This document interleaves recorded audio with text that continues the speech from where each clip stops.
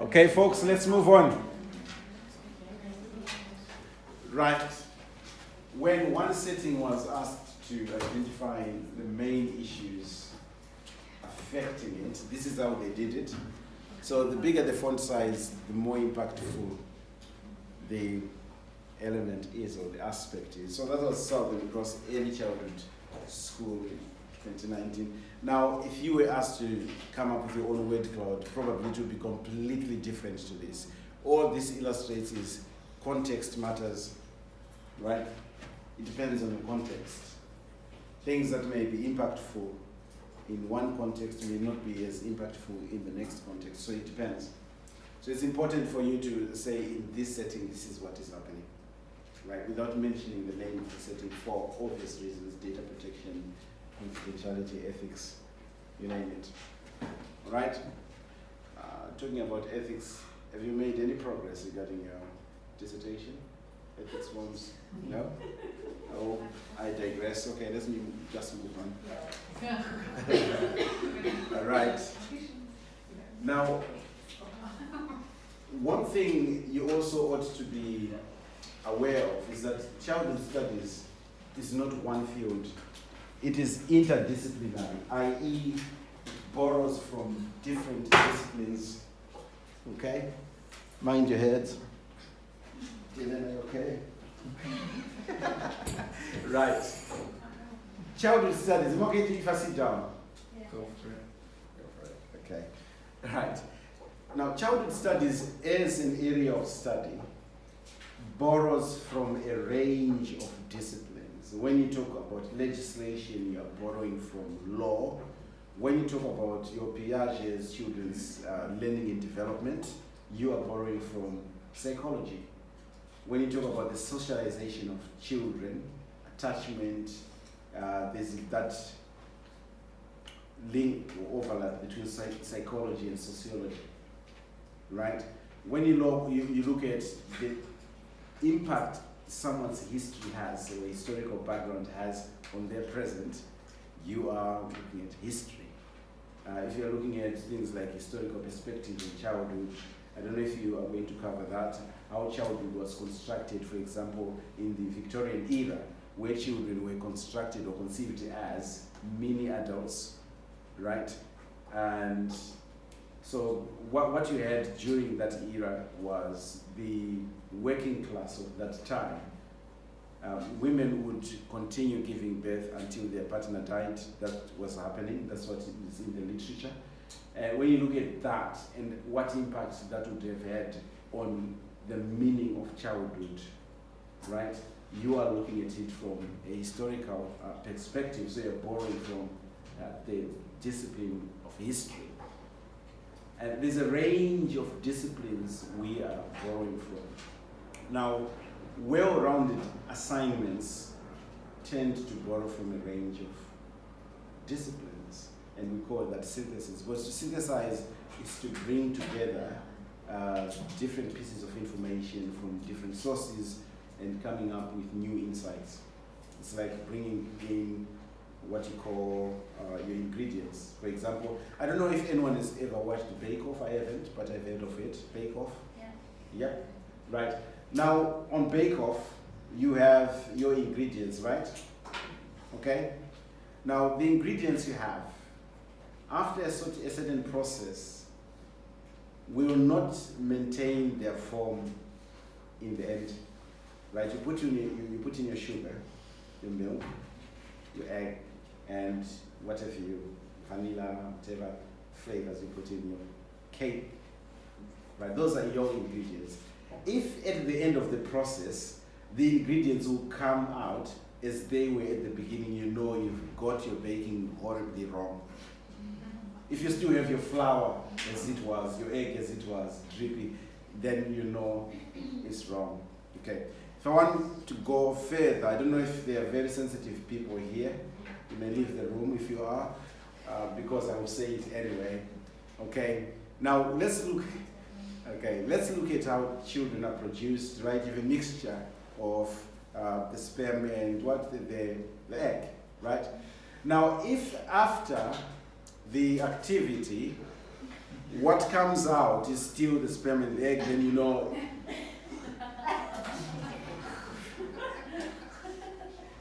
I think you get my drift, right? If people went to the maternity ward and they say, oh, we are delivering a baby that comes out, you know something went wrong somewhere, okay? All I'm trying to say is that good synthesis, when you put in different ingredients, the outcome should not be the ingredients. It must be the product. Does it make sense? Yeah. Yeah. You know, when you buy a car, it's made up of different components. If your garage sold you a set of tires, bolts, the fans, like the fan belt, the seats on their own, everything, say, oh, here's your Audi. What would you do with it? Right? The carness of a car is in the unity of the components that make it up. Right? As in the childness of a child is in the unity of those components that make up what a child is. And the cakeness of a cake is in the unity of all those ingredients that have gone through a process called heating in an oven at a certain temperature. That's what a cake is. And when you talk of synthesis, if after you've mixed all those ideas, you still are coming out with those original ideas, then something is wrong with your analysis. When you say therefore, you must come up with your own original idea, emerging from the ingredients you have used. Right? Does it make sense? Yeah. I apologize to the sensitive ones. I'm not sensitive. Anyway, let's move on. No, I am sensitive. Okay. It's just one of those things. Okay. Right. Okay. Right. What all I'm trying to illustrate in a rather senseless way is when you write an essay, do not be afraid to put forward your own judgments on what you've written. Do not leave it to leave it at according to. I've seen well-researched essays but poorly argued. Right? People will say, oh, according to Brown, this, that, and the other. However, Johnson says this, that, and the other. On the other hand, May says this, that, and the other. What I'm seeing there are voices of the authors, but what I'm looking for is your own voice. What do you think about what these people have said? Well, we went around our own opinion. Because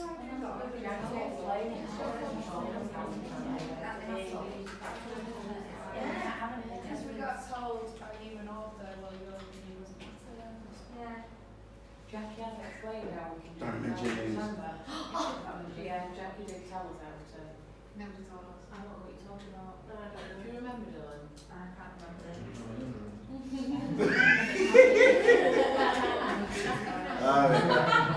Don't worry, I'll edit out the mentions of people. Right, okay.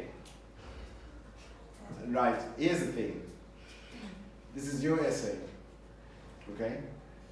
If that essay fails, and the ideas that are in that essay are not your own, you haven't failed, it's the authors who have failed. Yeah. Do you mean when we're doing the argument and then when you evaluate them to arguments? Is that what you're meaning? Not having our own personal? Do you mean saying like Because this we- show does that? Blah, blah, blah. Yeah, it's that blah blah blah I'm looking for, but you are right. Okay, here's the thing, right? It's the extended bit that you wrote. So it's When- your interpretation of the idea, isn't it? What's that what it means? When you say, shall I give you an example? Yes. Okay. Brown suggests that poverty has a huge impact on childhood obesity. Okay? That Brown, 1997. That's what Brown says, right? In practice, however, there is other evidence suggesting that it's not only poverty that is at play. It could also be to do with genetics. It's your point, right? And then you go on to quote another source, according to. But the way you have said what Brown is overlooking when he analyzes childhood obesity, it's your judgment that is lacking here, right? You have to expand on your authors. You either give your idea and back it up. You cannot have an essay which is completely made up of references. I remember one student years ago. It was a well-researched essay, but the reason why it could not get into the distinction grade was because that student's voice was missing.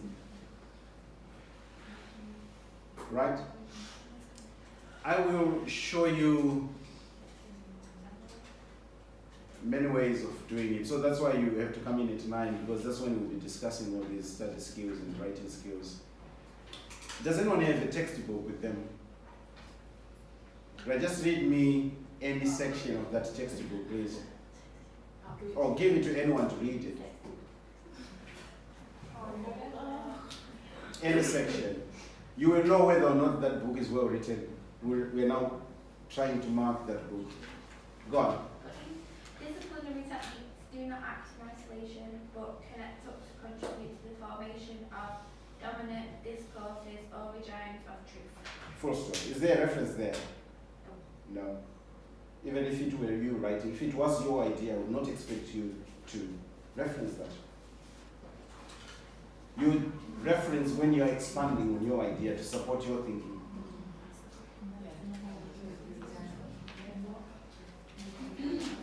Okay? We are going to practice this more and more and more and more.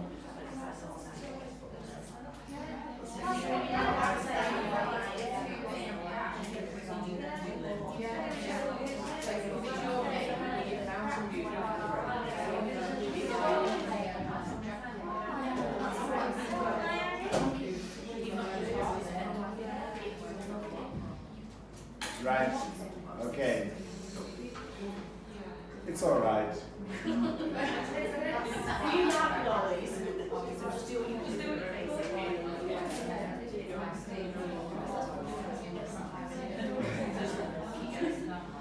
Right. Okay. All right. Okay.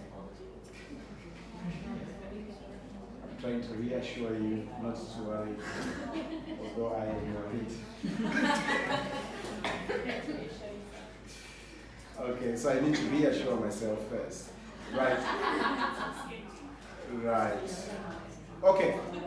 Right, here's the deal. Okay? Next week I'd say you were covering what? Right. Today, 9 to 9:30. Conclusion. Right. When is your first assignment? October. We are in September. By the time you submit your first assignment, you will be confident implementing what I'm saying now. Because 9 to 9:30, 1 or 2 of those sessions we are going to practice discussing points, backing them with references, and expanding on those references, putting in our own ideas. Okay? Is that kind of critically analysing them as well? Yeah. Okay. So please do come in for those sessions, okay? Because they will make a difference between one grade band and the next. They may be making a difference between the 2-2 and the 2-1, and the 2-1 and the distinction, so on and so forth. Right? Okay, so we'll touch on that in the coming weeks. Who is your student rep? Right, who wants to be a student rep? Oh, okay. Name? Frankie. Right, okay, Frankie, will you write me an email and say, hello, I'm the new student rep for the Friday group, right? And list the number of items I'm promising to deliver. So I have them on my program. Is that okay? So one of the things, okay, next week we're going to do conclusion. if time permits, we'll look at paragraphing, right? At some point, we also need to look at how you can analyze, including your own ideas, right? Not just what authors say, but also having your own ideas. How you can include your own ideas in academic work, right? Will you please email me? Do you have my email address? No, but I'll find You're it. fine. Okay, thank you very much. You're so kind. So we in the handbook. Okay. Right. Shall we go back to this? Right. Okay, key disciplines in childhood studies, believe it or not, all those disciplines influence, have an impact on what we call childhood studies. A good assignment, a good essay in this degree will be well-rounded. It draws on a range of disciplines. We'll talk about how and where. Okay? Now, why is it important? Oh, sorry, were you noting this? Yeah. It's going to be on YouTube, so why bother? Right. If you want to find my YouTube channel, it's Controller Gadi. It says doctor at the beginning, but yeah, you can find me. Don't click on Drake's song, just go to Controller. It's not the one. Look for me. Okay. Right. Key disciplines in childhood studies. So these are the ones that we have, and I will leave it to you to figure out where we get what in our study of children and childhood. Are we okay to move on? No. Just say yes.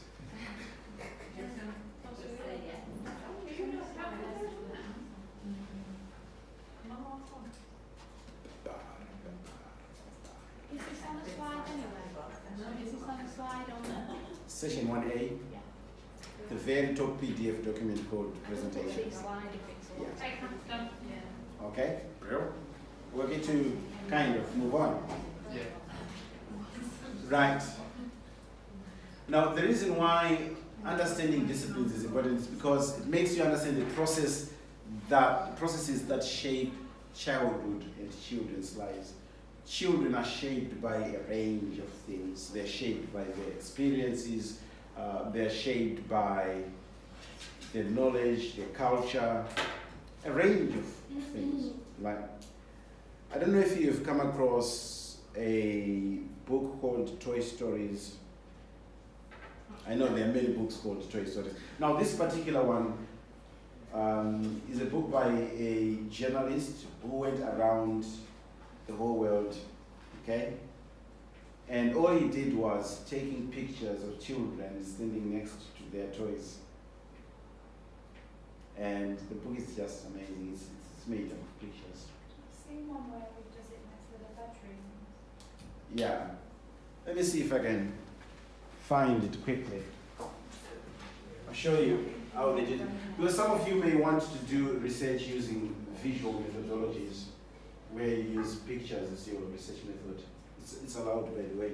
If you want to use that method, come and see me and I'll show you how to do that. Right.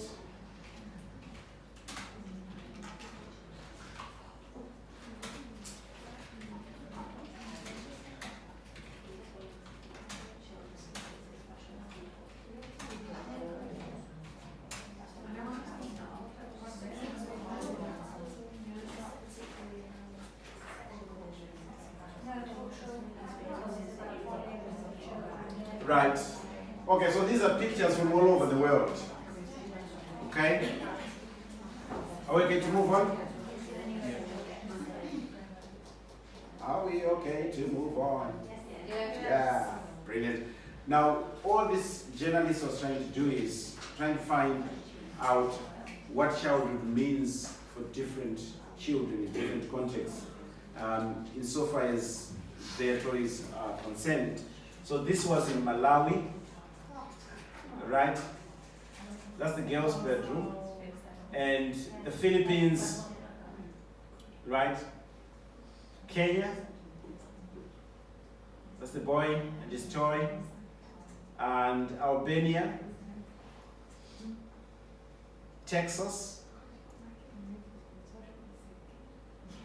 Botswana, China, Italy, Colorado, that's the US, I suppose, Mexico, Philippines again, Australia, Costa Rica, and so on and so forth. Okay?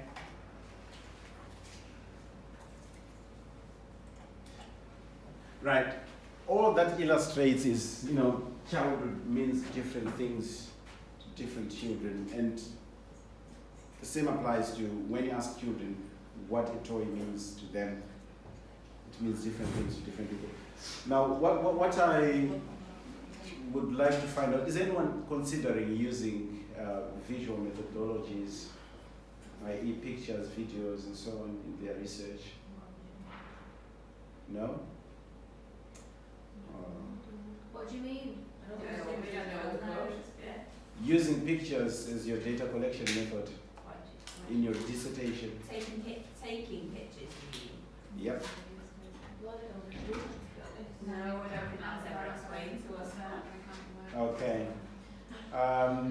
If you read my book, there's a chapter or a section on visual methodologies. If you are on Amazon Prime, that book is free. There's a Kindle version of that book is free. You don't have to have Kindle to be able to download it. You can actually download it onto your computer, but still, there's a Kindle version of the book. It's free of charge. Okay. Visual methodology is quite interesting, very impactful. Still on the same wavelength, the University of Manchester researchers in the School of Education conducted a piece of research. And during that year, I can't remember what year it was, they gave children, high school students, disposable cameras. So we had disposable cameras a long time ago, okay? And they said to these children, take pictures of places you enjoy being in most within your school. Which places do you think were the most photographed places? Canteen. Outside.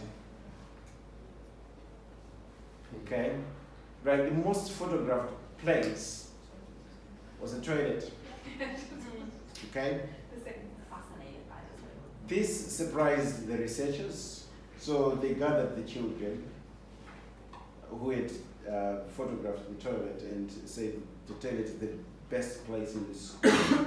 And they had one question they wanted to ask these children. They said, okay, why of all places is the toilet such a special place?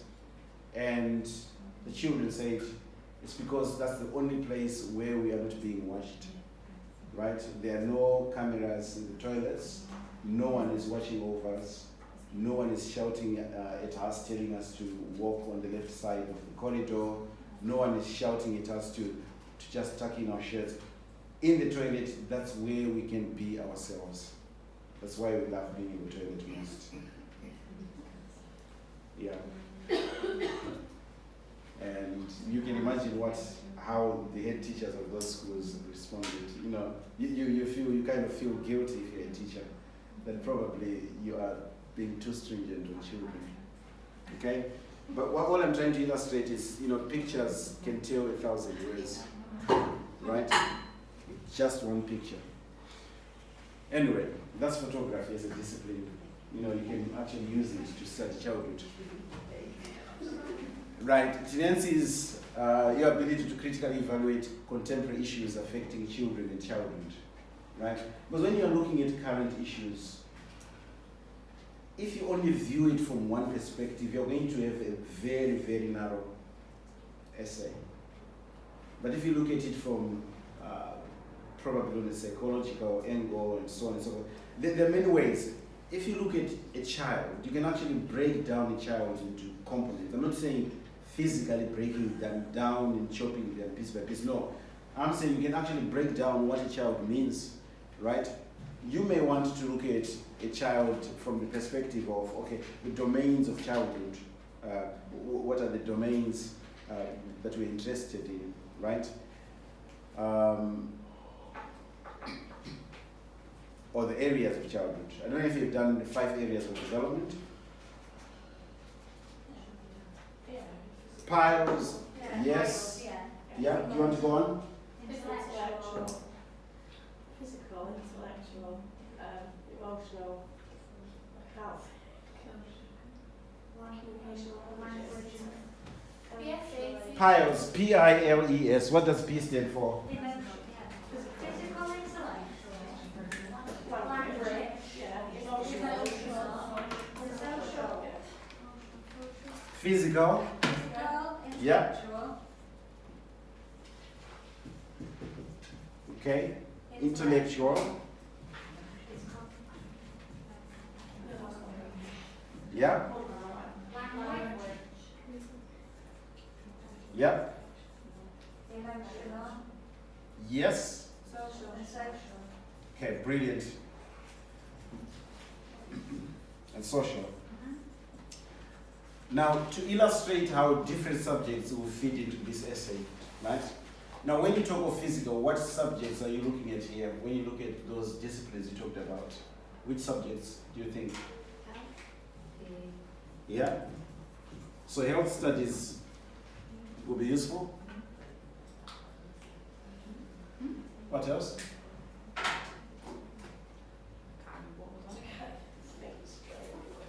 Okay, let's move on to intellectual. Yeah? So you can draw on your knowledge of education. Right? When you look at cognitive development, what subject is that? Starts with a P.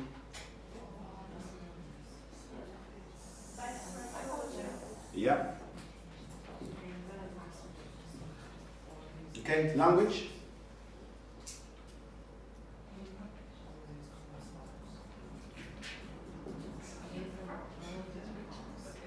Emotional.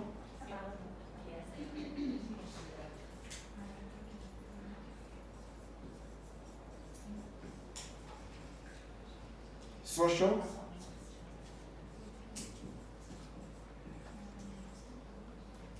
You can argue that you can actually include cultural studies there as well.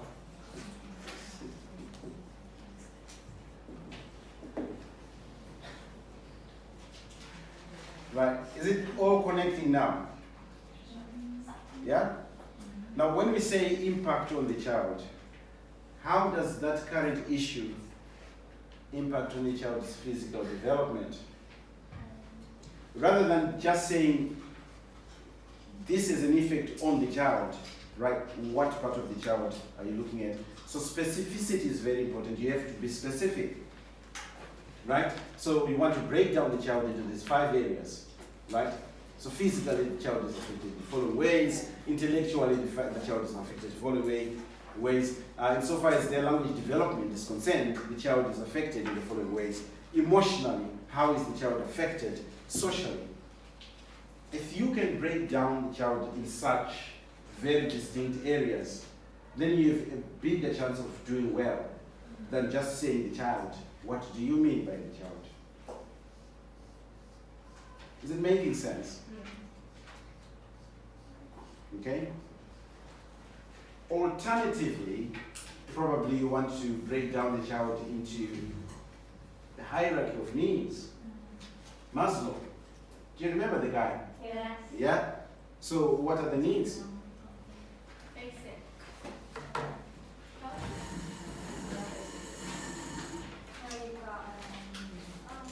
The University of Google? Ah. Right. So all you're saying there is, how does the current issue affect the child's physiological needs? How does it affect the child's safety needs? How does it affect the child's sense of belonging, child's self-esteem, sense of self-work? How does it affect the child's sense of achievement? You can break it down into that. Okay? Is it making sense? Yeah. So it is important for you to be able to break down things and subjects. When you're taking a child to be a subject, not a child, a physical child. A child is the subject of discussion, can be broken down into that, or there's another way you may want to break it down, right? You may want to break it down into the ECM outcomes. How does it affect the child's enjoyment and achievement, Yes. right? Yes. Okay, that's another way of breaking it down, right? How does it affect the child's health? Stay healthy. I do not mind how you're going to break down the child, right? But what I emphasize is you need to break down the concept of child in some way so that you are specific in your discussion of your current issue. Because being specific has an impact on what grade you are going to get. So being specific is very important. And I've just given you probably 3-4 ways in which you can break down child. You may have your own other way of breaking down the child. It doesn't matter as long as you have broken down that child. So when you say the child is affected by this current issue in the following ways, you'd rather say the child's physical well-being or physical development, intellectual, or you may want to look at it from that perspective, or you may want to come up with something that combines all of them into some one way of analysis. Are we still flowing together, folks? Is it making sense? Sorry. Rebecca, you don't have a timetable, do you? Where's Kat? Right here. Yeah. There you go, mate.